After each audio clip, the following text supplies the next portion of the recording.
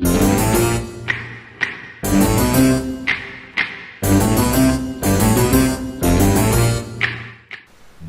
à tous et bonjour à toutes et bienvenue dans le port de Celticos. Aujourd'hui c'est des destroyers, enfin contre-torpilleurs, c'est la fête aux contre-torpilleurs, puisque l'on va avoir deux batailles avec deux navires qui sont certes des contre-torpilleurs, mais ils sont un tout petit peu spéciaux. Natsuharu d'abord, il est donné comme un gunboat. Même si, à mon sens, il peut aussi bien se jouer aussi torpilleur, même si les torpilles vont pas très très loin par rapport aux vrais torpilleurs du rang 6 équivalent sur l'autre ligne japonaise. Mais moi j'avoue que je joue mon Natsuharu comme un torpilleur. Hein. Mais là on va voir une leçon comment dirais-je, de contre-torpilleur joué en Natsuharu par le commandant Falco. Et ensuite on verra l'aigle. Alors lui c'est un pur contre-torpilleur, c'est presque excessif de dire, c'est un contre-torpilleur français particulièrement efficace que l'on verra en action. Allez, je vous laisse, on va mettre les deux batailles coup sur coup, pas de retour au port entre temps, et on se retrouvera pour le débriefing final. A tout de suite. Et voilà, on est parti, on est sur la map Nouvelle Ère, c'est bien sûr l'ami Falco qui est à bord de son Natsuharu. Il est en division avec moi en Bayern, mais moi on va vite l'oublier parce que c'est pas une partie inoubliable que je vais faire avec mon Bayern, loin de là. Falco, alors bon, on a commencé un petit peu à échanger sur ce qu'il fallait faire. Alors Falco évidemment nous donne un mal de mer parce qu'il continue à danser dans tous les sens, mais ça c'est naturel chez Falco. Je soupçonne de le faire un petit peu exprès. Juste parce que, voilà. Hein. Donc, pour l'instant, Falco avait l'intention d'aller plutôt au centre pour spotter. Mais moi, je lui ai expliqué que je partais, moi, plutôt vers l'est. Et que je redoutais qu'il n'y ait pas assez de support et surtout pas assez de spots. Rappelons qu'on a un porte-avions, un Zuio, et que rien ne dit que le porte-avions fera du spot. Pour nous, le Budioni coupe la route à Falco, je me rappelle qu'il a un peu pesté après. Mais c'était le Budioni qui était priorité à droite. Hein. Les deux ont bien freiné, se sont bien évités. Entre gentlemen. Donc personnellement, moi je suis, vous regardez la minimap, je suis derrière Falco, on me voit en jaune. Je suis encore bien sûr en H5, le temps de faire démarrer, H4 même. De faire démarrer la machine. Le Bayern n'est pas une fusée, loin de là. Là, Falco intelligemment, astucieusement s'est mis à côté du Budioni et est resté à côté du Budioni. Résultat, il a profité de l'entière du Budioni. Et là, maintenant, il met le Budioni entre lui et le bombardier et les torpilleurs. Si ceux-ci veulent le torpiller, il faudra d'abord passer par-dessus le Budioni. Et peut-être prendre quelques éclats. C'est une astuce à prendre en compte quand vous êtes en destroyer. Vous voyez, l'arc des torpilleurs a considérablement été perturbé par les entières du Budioni. Ça ne l'a pas empêché de prendre le Budioni a pris une torpille, hein, mais il en a pris qu'une.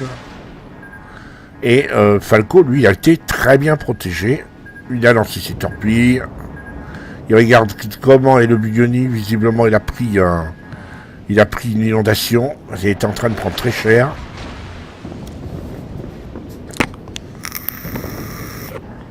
Falco a lancé ses torpilles et dégage.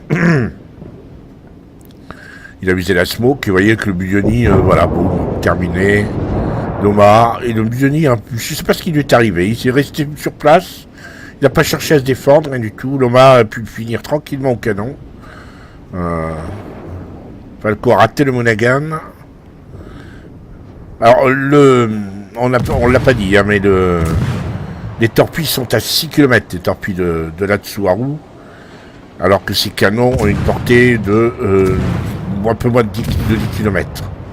Donc c'est pas forcément, il sera pas forcément gagnant en jouant contre un Monaghan de valeur égale en termes de canon, parce qu'en termes de canon, le Monaghan est plus précis. Il y a un peu plus de canon. Il est plus maniable, je pense, aussi. C'est un Britannique. Donc, c'est un contre-torpilleur plus polyvalent, on va dire, que ne l'est l'Atsuharu. Même si l'Atsuharu se veut être un gunboat. Hein. Mais bon, les gunboats japonais, on sait ce que j'en pense. Je suis pas un acharné de la notion de gunboat pour les destroyers japonais. Alors, bon, là, il est en prise directe avec le Monaghan. Moi, je me suis aperçu qu'à peu près tout le monde était en train de nous arriver dessus. Donc, j'essaye d'éviter de rester hors d'atteinte du Monaghan, des torpilles du Monaghan, lequel a astucieusement évité les tirs de torpilles de l'Atsuharu de Falco. Je suis derrière, vous voyez, je longe l'île.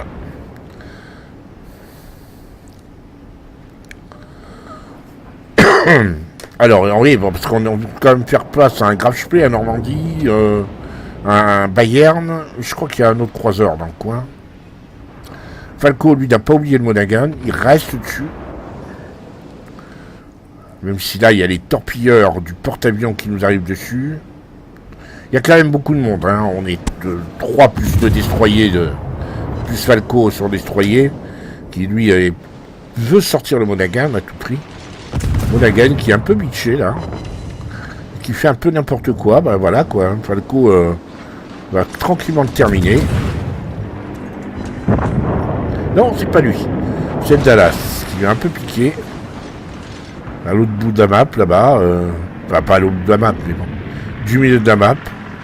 Là on voit les torpilles me foncer dessus, je vais prendre très cher, ben voilà, je prends très cher, j'en prends 2, au moins 3.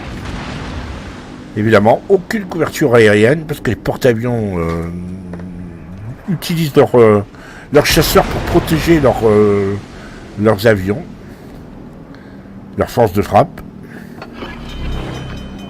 C'est une loterie, hein, je ne sais pas, un reproche. Là, j'ai pris cher, j'ai pris une inondation, je rentre, je ne vais pas tarder à couler. Là, le fait est, c'est pour ça que je vous dis, on va vite oublier. C'est pas une partie impérissable pour moi. Voilà, disparition du Bayern. À l'inondation par le bug.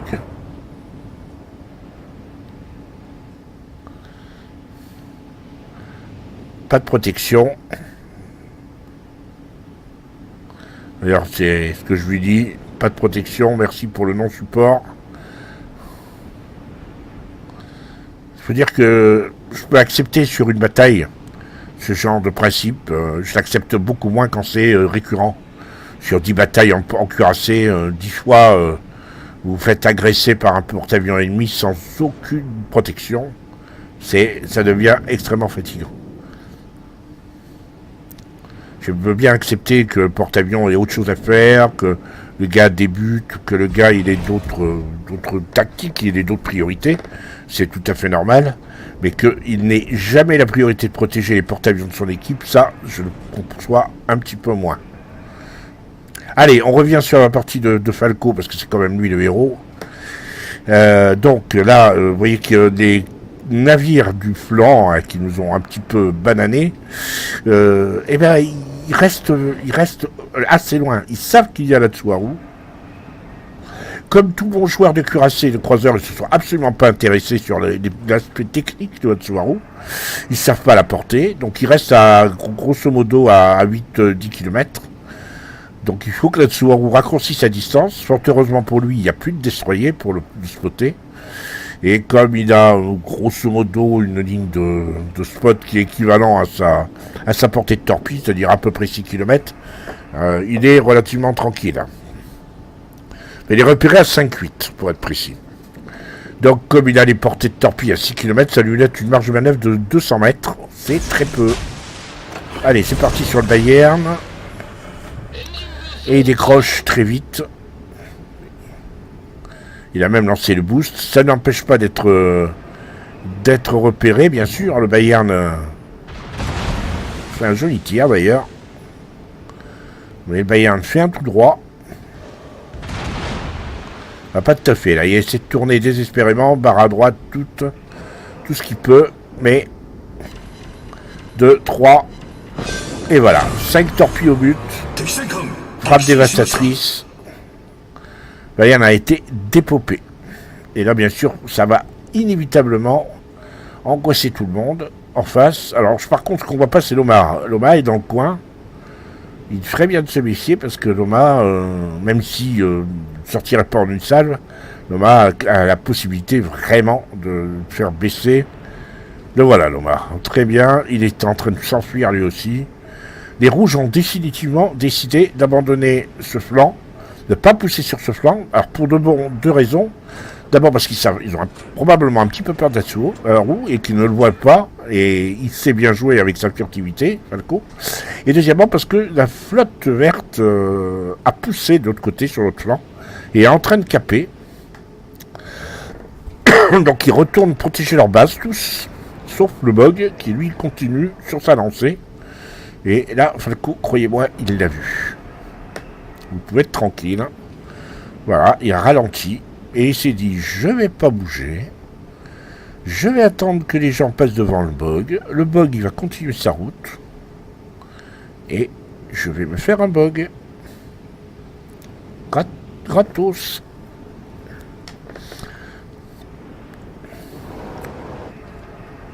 Voilà.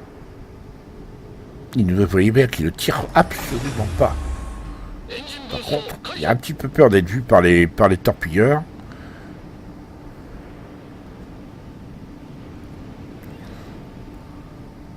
Donc il reste bien sagement hors de portée du champ de vision des avions. Il attend que les rouges là-bas, toute la flotte, s'engagent avec ceux qui sont en train de caper. Là, le Bog malheureusement a fait demi-tour. Bon, ça va... Bah tant pis. Le Bog a compris aussi la menace quand même, il n'est pas trop bête. Je rappelle qu'il me disait, je suis un peu seul, là, il n'y a pas grand monde qui m'a suivi. Bah, il n'y a pas grand monde, il restait plus grand monde sur notre aile. Ça y est, il est repéré. Le Bog qui le repère. Là, je me rappelle lui avoir dit, si tu lances ses torpilles, ça ne fait pas la peine. Hein. Même tout lent qu'il est, le Bog, il les évitera. T'es à la limite de la portée de tes torpilles. Hein. Ils ont 6 km à faire. Je pense bien qu'en quelques minutes... même si le Bog est à 5 km, en quelques minutes, il aura fait 2 ou 3 km de plus. C'est-à-dire, il aura dépassé la portée de tes torpilles. Pendant ce temps, eh ben, on tire au canon sur un Kongu qui est no life. Hein, ça occupe. Même si vous voyez que les obus, quand ils ne mettent pas d'incendie, font pas énormément de dégâts. Alors, en même temps, c'est un cuirassé. Hein, c'est un croiseur de bataille. Ceci explique cela. Bon, finalement, il me dit, quand même un petit peu. Qu'est-ce qu'il a fait le Bog? Alors, là, évidemment, on sait que le Bog n'a pas pris les torpilles, on l'aurait appris. Et bien, le Bog a évité les torpilles, comme prévu. Par contre, il est toujours à un endroit, il n'avance pas vite, le Bog. Il est toujours à un endroit où Falco est repéré. Alors, repérer pour repérer, autant que ça serve à quelque chose, alors il tire sur le Kongu. Mais en ayant soin d'avoir un angle compliqué pour le Kongu. Bombardier.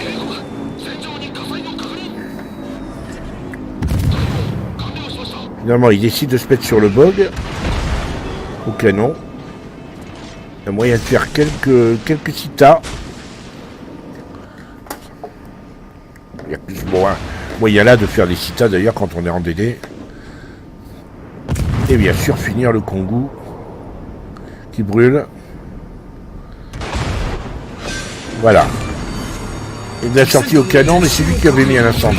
Donc c'est pas un vol de kill, c'est vraiment un kill qui lui revient. Là il se met sur le grave HP parce que il s'est pris un incendie, hein, il faut qu'il s'enfuit. Une torpille au but sur le Bog.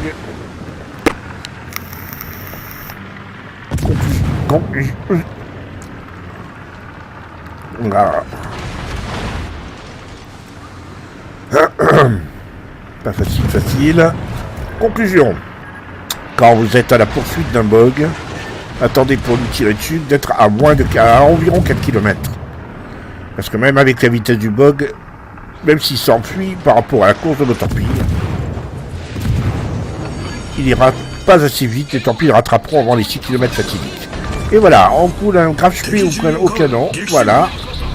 Alors là, il me fait mentir, hein, quand je dis que la Tsuharu n'est pas un gunboat, vous voyez, il vient de sortir 2 navires au canon. Et voilà, fin de bataille. Allez, retour au port et retour sur la Tsuharu. Voilà quoi il ressemble quand il n'y a pas de camo.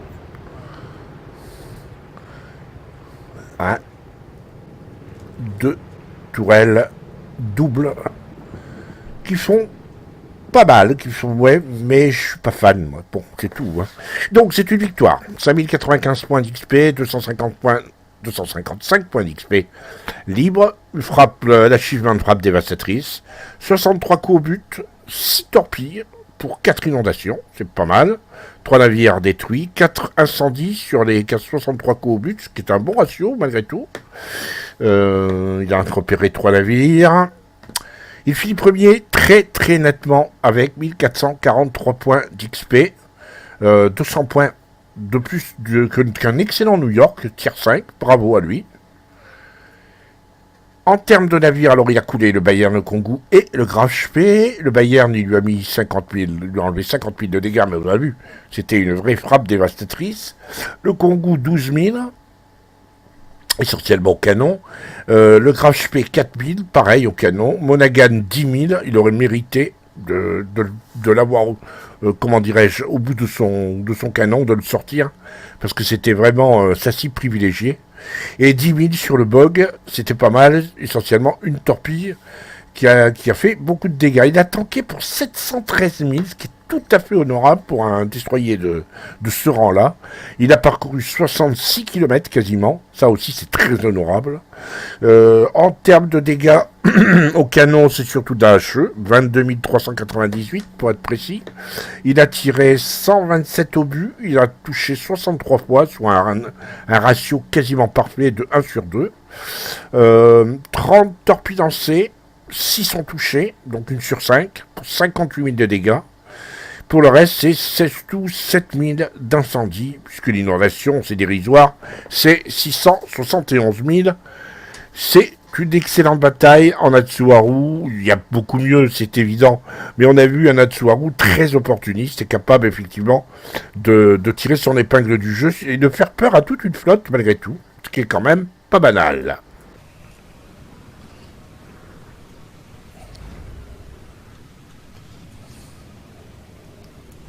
Et on enchaîne avec l'aigle, un pur contre-torpilleur cette fois. On va voir bien la différence comme ça de gameplay entre ce que j'appellerais un contre-torpilleur occasionnel, comme la Tsuharu, et un pur contre-torpilleur qui est conçu pour ça. L'aigle avec Papy aux commandes, et sur la map Détroit, en mode domination. Et Papy va tranquillement sur le point C. Il y a 2 porte-avions. Alors c'est double bog pour les verts, donc l'équipe de Papy, contre Bog Zuyo, a priori, ne sais pas prouvé, les rouges ont un léger handicap. En ce qui concerne les destroyers, 4 de part et d'autre, Iquarius, Aigle, Gaïde, Acasta pour les... Comment dirais-je, pour les verts, il va falloir s'habituer avec l'arrivée des destroyers anglais. Iquarius, Gaïde, Fuchun, Kamikaze, je dirais que en termes de torpilleurs, les rouges sont peut-être un petit peu mieux lotis, d'autant qu'il y a un Kamikaze.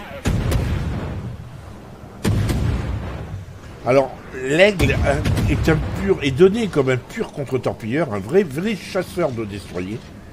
Voyons comment il va se débrouiller contre d'autres contre-torpilleurs.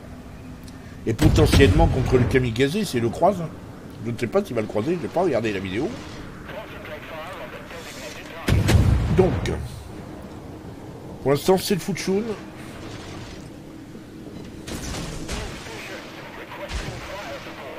Un torpillage, ouais, on va dire que c'est un torpillage dissuasif. de dissuasion et pas vraiment. Il y a très peu de chances de porter. Bon, de toute façon, le Fuchun... attends. Le Fuchun semblait vouloir s'éloigner, mais il repique vers les torpilles, alors non.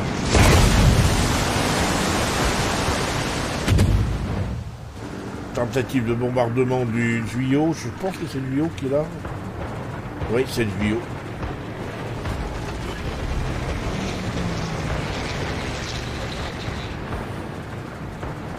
Des dégâts, aucun dégât, mais tentative de torpillage et aucun dégât non plus parce que, à la différence de la partie avec Letsuwaru, eh bien, il semblerait que...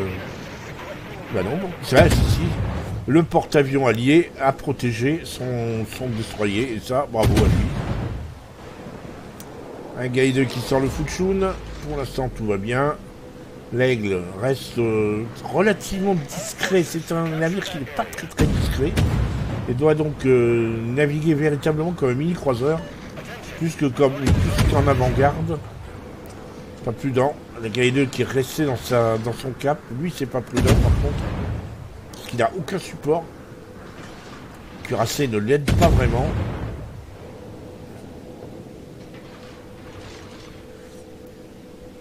Pour l'instant, ça tourne pas trop mal. 2 kills pour les verts, un seul pour les rouges. Mais bon, ça va. Les rouges ont 2 caps quand même. Ça compense. Et les porte-avions ont décidé visiblement de prendre...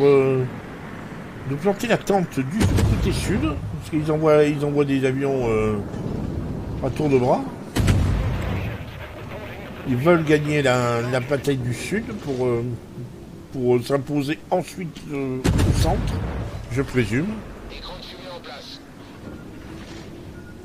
Alors là, il y a l'Iquarus, il y a vraiment quelque chose à faire. Je pense que le deck est bien meilleur que l'Iquarus. L'Iquarus qui est un tier 6 aussi.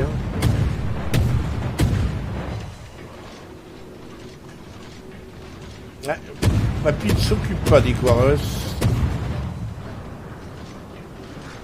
Il est plutôt à essayer de mettre des incendies sur le Queen Elizabeth. C'est normal, c'est un Français qui tire sur un Anglais, puis après sur un Allemand, tout à fait logique. On recommence sur l'Anglais, des petites chouquettes à droite à gauche. L'équipe ennemie a pris l'avantage. Les ennemis qui ont des 2 caps et qui commencent très sérieusement à s'imposer. Qui mènent en plus avec 3 kills à 2, ils ont coulé à cuirassé.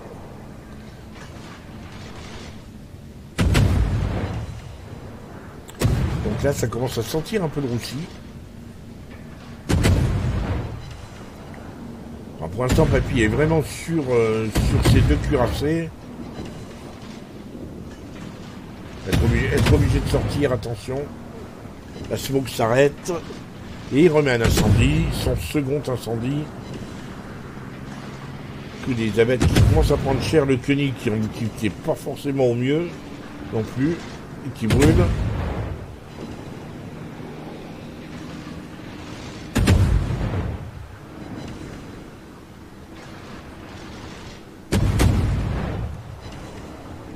Il alterne.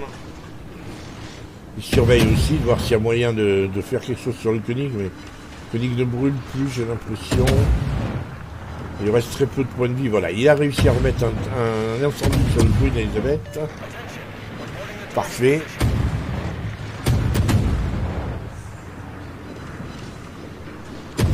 Ouais, le Koenig n'est pas forcément au mieux non plus.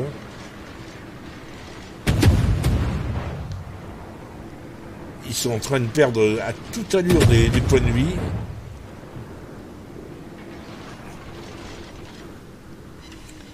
Ouais, ils vont perdre 2 cuirassés d'un coup, là, les rouges. Ça risque de leur faire très mal. Vous noterez la position de l'aigle. Très en retrait. Mais à portée d'ennemi, quoi. Il tire. Seulement, il se met dans une position où il n'attire pas l'attention sur lui. Sinon, il se ferait sortir. Très vite. Et voilà, il a détruit le Queen Elizabeth au canon. Le Koenig, lui, on n'a pas demandé son reste, il s'est enfui. Et bizarrement, personne ne s'est occupé de le finir, alors qu'il lui restait très peu de points de vie. Là, il a re-healé, donc forcément...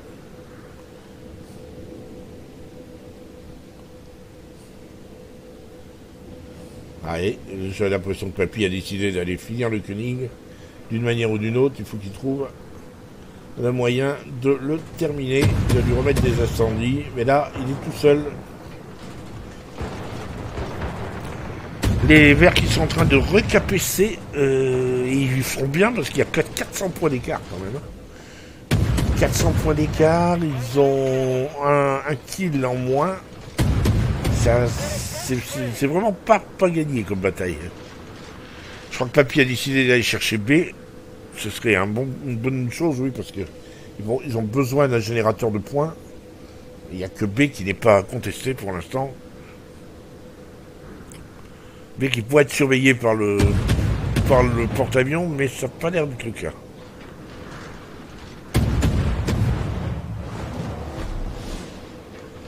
Voilà, ils ont capé, les Verts ont capé C, mais 500 points d'écart, enfin 430 points d'écart, c'est quand même vraiment beaucoup.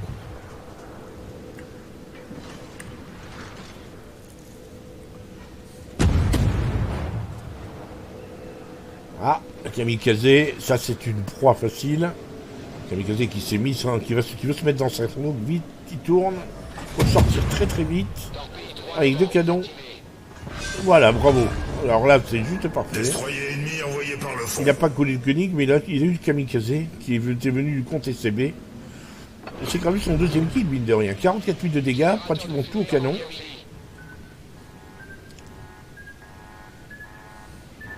Allez, tant pis du Kamikaze.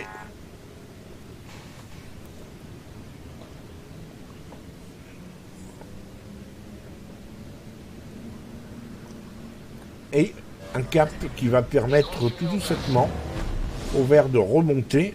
Ils sont pratiquement à 300 points. 240 points.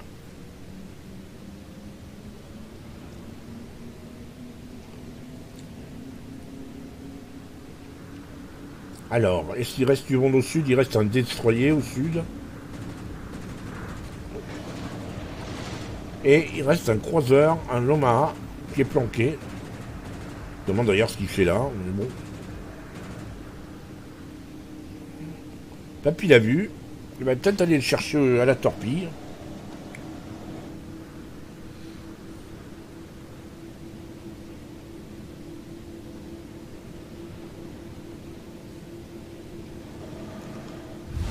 L'équipe ennemie a pris l'avantage. Elle a un paix maintenant. Voilà, Loman ne s'y attendait absolument pas. C'est pour ça qu'il a complètement foiré son tir.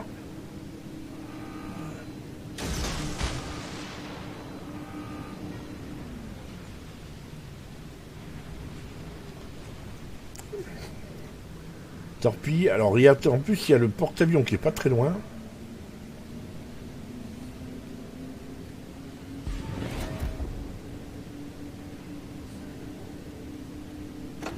Ouais, il faut qu'il se méfie parce que Loman lance son avion. Il va donc le repérer. Mais il va aussi repérer les torpilles. Alors, voilà, il s'est réussi à passer au travers. Et il doute de rien, Papy, hein. Il attaque le bain. Bon, il est plein de peau, hein, mais enfin, quand même. Il y a un grand nombre de canons sur le bain. Oh, il est courageux.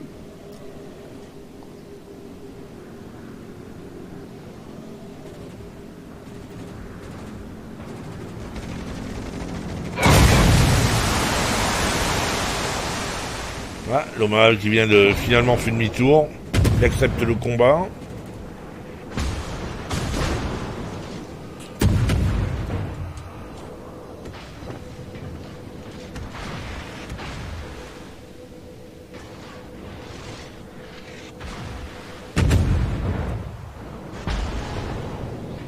Attention. Ah, il y a une citadelle sur le mât, pas mal.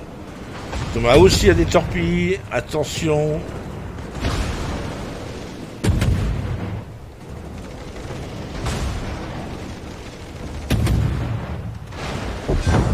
Et ben voilà, il n'y a plus de respect. Croiseur ennemi détruit.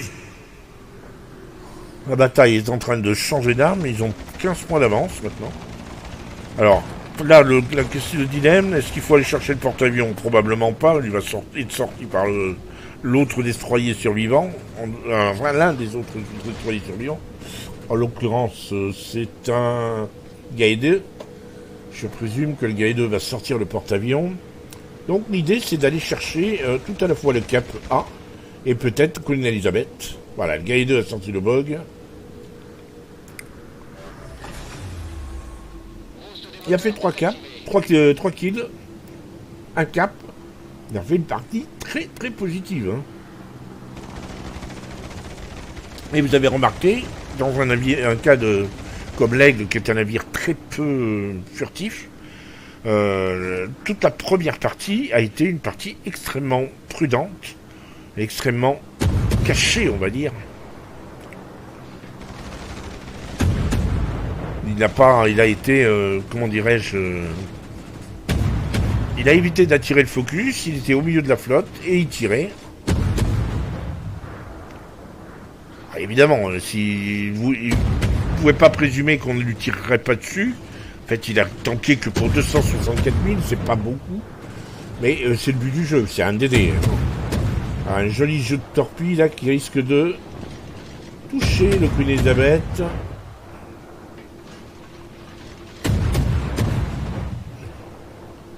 Ce qui va rendre service probablement à l'Aigle, à moins que... Voilà, fin du Queen Elizabeth. Il va aller tranquillement chercher le cap. Il reste un porte-avions. La partie naturellement est terminée. Et s'il est repéré, c'est que le porte-avions est pas loin. Il est derrière l'île.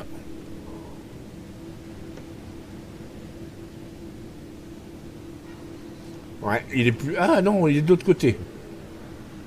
Voilà, il est là. il a quand même de la chance. Porte-avions qui s'offre en holocauste pour le final. Il n'y a plus qu'à aller déposer une torpille. Il n'y a plus qu'à aller chercher... Je sais pas, je comprends pas. Bah, enfin bon, en même temps, facile d'imaginer qu'il n'y a plus beaucoup d'espoir. Le porte-avions va peut-être aussi en finir rapidement. Donc il n'y a plus qu'à lancer les torpilles, voilà. En manque, je pense que le porte-avions ne cherchera pas à les éviter.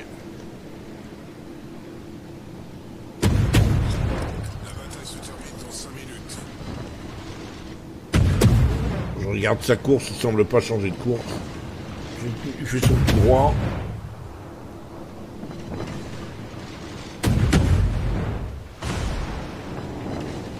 Trois citadelles. Et boum. Fin de la bataille. Et on enchaîne avec les écrans. 3402 points d'XP, 197 XP libres, 141 coups au but, pour 87 000 de dégâts, 87 100, 4 kills, 4 citadelles, une base capturée, et malgré ça, il n'est pas premier. Regardez un petit peu, il y a le Bog qui a fait un boulot énorme, il a coulé personne, mais il fait 1813 points d'XP de base. Ensuite, le Gae-2 et l'Aigle qui sont en mouchoir de poche avec plus de 1650 points d'XP de base. Impressionnant. Ils ont 3 très bons joueurs qui ont pratiquement fait tout le jeu. En termes de... il a parcouru 68 km 70. Il a capturé 50% des points de capture. Et il a tanké pour 268 000. Presque 269 000. Il a tiré pratiquement qu'à la HE pour 46 000 de dégâts. Sachant qu'il a grosso modo fait un tir sur 2 au but, ce qui est quand même énorme. Et à la paix, 12 obus lancés, 10 arrivés pour 4800. C'est un sacré bon ratio. 21 000 de dégâts à l'incendie. Tout va bien, il n'y a pas de soucis. Et il n'est pas premium, et son commandant après 4332 points d'XP. Voilà, retour sur l'Aigle. Un superbe navire, je l'aime beaucoup, graphiquement, enfin visuellement. J'ai un peu de mal, je joue pas aussi bien que Papy, comme vous allez le voir. Même si j'aime beaucoup le jouer, mais je ne joue pas aussi bien que Papy. Papy, t'es plus un spécialiste de contre-torpilleurs que moi. Hein. C'est clairement le vrai.